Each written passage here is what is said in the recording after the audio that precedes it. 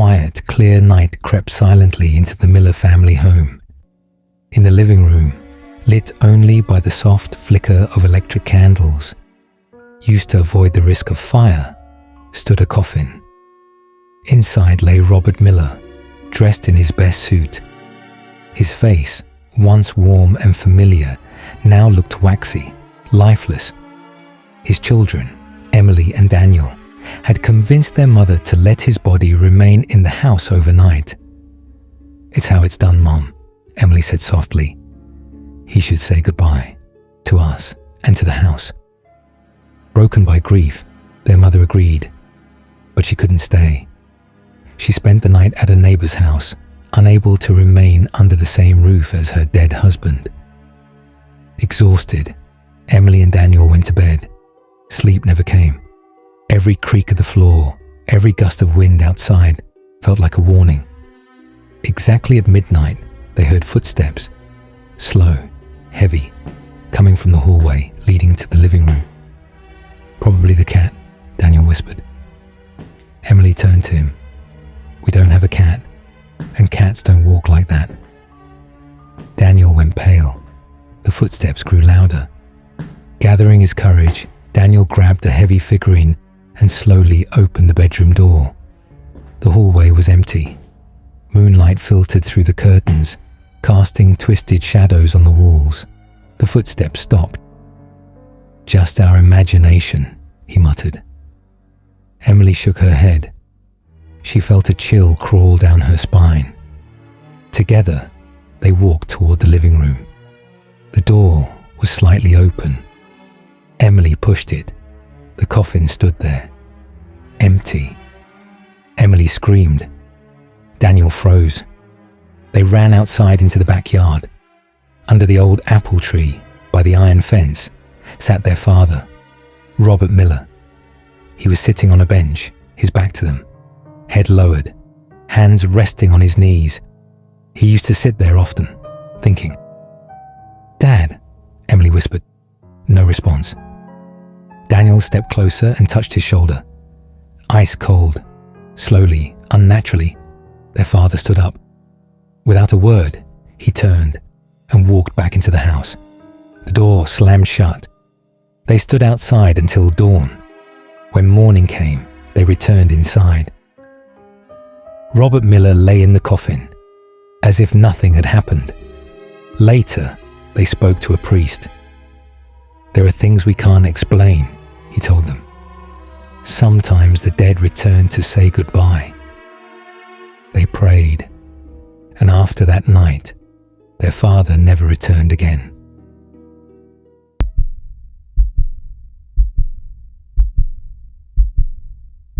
One night, when I was 9 years old, I woke up because my bedroom door slowly opened. Something invisible entered the room and sat down on the edge of my bed. I felt it clearly. The mattress sank slightly under someone's weight, and my leg brushed against something cold.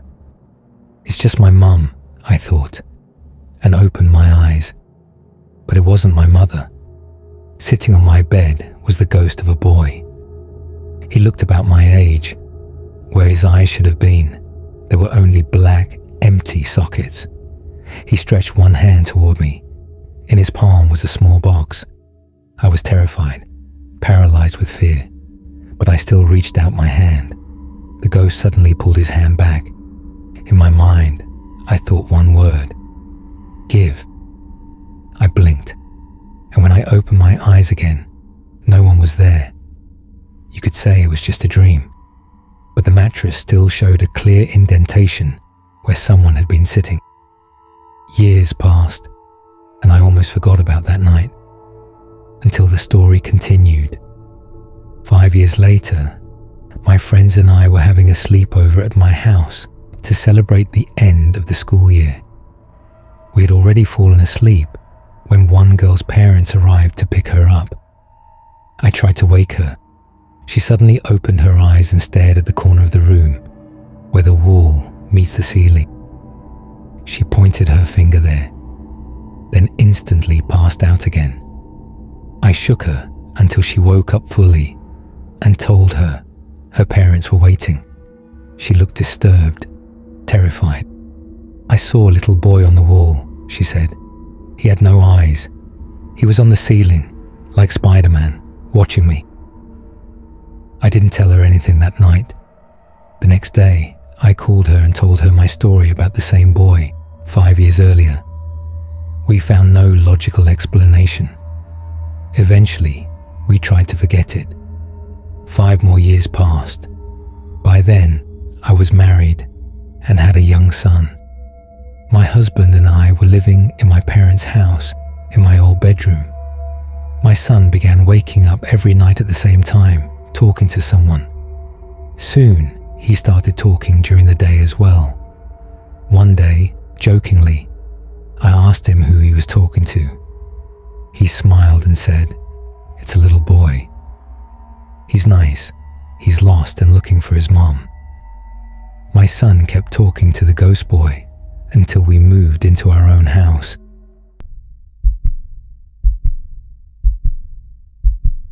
When people imagine a haunted doll, they usually picture something terrifying. An old porcelain face, Victorian clothing, bright red lips, rosy cheeks, glassy blue eyes, something like the infamous Annabelle. Thankfully, most people wouldn't willingly keep such dolls in their homes. Unless, of course, that home is a doll museum, filled with hundreds or even thousands of dolls from around the world. But sometimes, a haunted doll looks completely innocent. In December 2013, a woman in Houston, Texas, received an Elsa doll from the movie Frozen as a Christmas gift. For nearly 2 years, the doll behaved normally. It sang songs from the movie, spoke its program phrases, nothing unusual. Then, in 2015, something changed. The doll began speaking randomly, switching between English and Spanish. Soon, the woman noticed something even stranger. Even when the batteries were removed, the doll would suddenly talk or start singing on its own. In December 2019, the family decided to throw the doll away. They placed it in the trash. A few weeks later, they found the doll inside their living room couch. After that, the Elsa doll began speaking only in Spanish, loudly, openly. Terrified, the family tried again. They sealed the doll in 2 trash bags and placed it at the bottom of a garbage bin. The trash was collected soon after. Sometime later, the family went on vacation. When they returned, the doll was waiting for them in their backyard. As a final attempt, they mailed the doll to a family friend in another state. He tied the doll to the bumper of his truck. According to the last update in October 2020, the doll never returned to Houston. At least, not yet.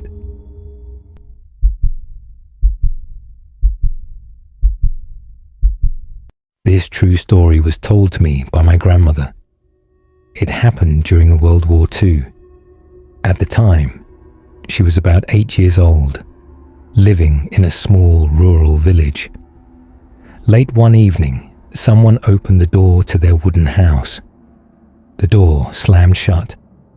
Her mother called out, "Who would come at this hour?" A man's voice answered, "Good people. Could you spare something to eat?" Her mother replied, "There's bread on the table. Take some for now. I'll be right there." She walked into the main room. No one was there. The door was locked from the inside. No one could have entered. Yet both my grandmother and her mother clearly heard the door slam. They both heard the voice. Some spirits wander the earth, knowing no barriers, no locks, and no boundaries.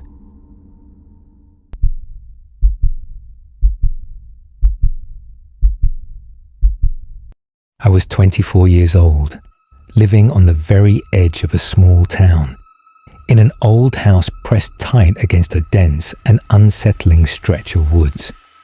It wasn't just a grove. It was a wild, overgrown patch of forest, planted, people said, long before the town even existed. I had known those woods since childhood. There were only two worn paths inside. One led to a deep, soggy marsh, with a reputation so bad no one spoke of it lightly. The other led to the great oak, an ancient giant said to be older than anything else still standing for miles. The events that changed my life began early one week. I was sitting on the porch, enjoying the quiet, when I saw them. A young couple, out of place, strangers. The woman wore a bright coat. The man carried a large hiking backpack. They stopped at the edge of the woods, talked briefly, and to my surprise, turned onto the trail that led straight toward the cursed marsh. Probably thrill seekers, I thought, or lost hikers. I didn't give it much thought. Still, their choice of trail left behind a small, sharp feeling of unease.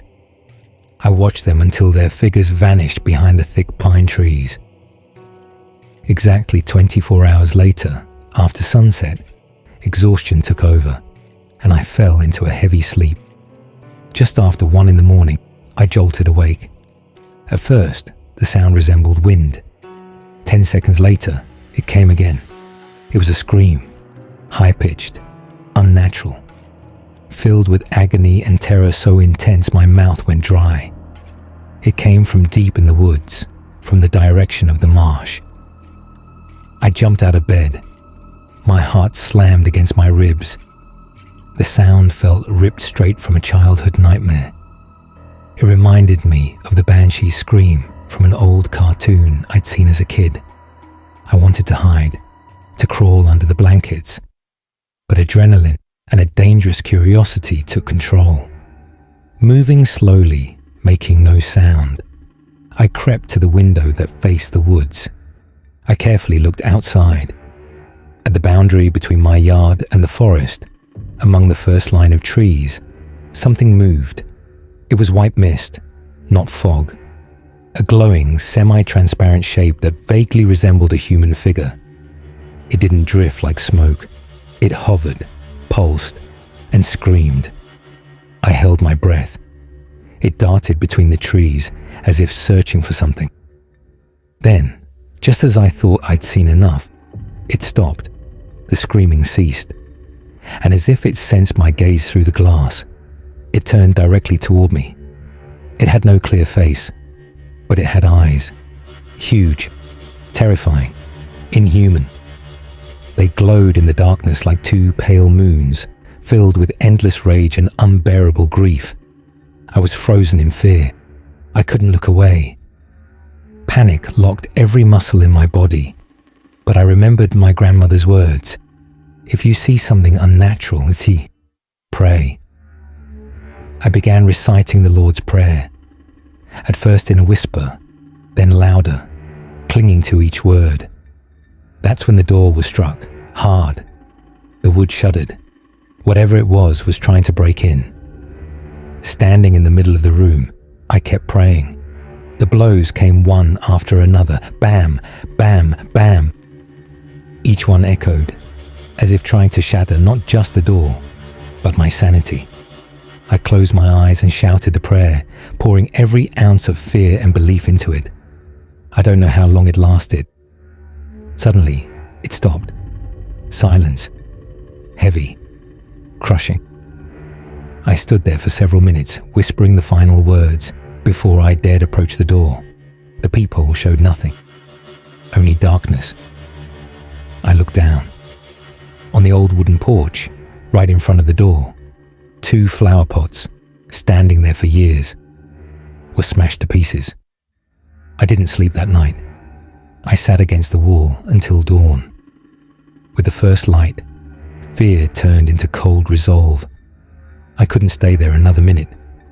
By noon, I packed only what mattered: documents, clothes, my laptop, and moved in with my friend, Emily. I left the house without looking back. I never tried to sell it. It still stands there empty in the shadow of the woods.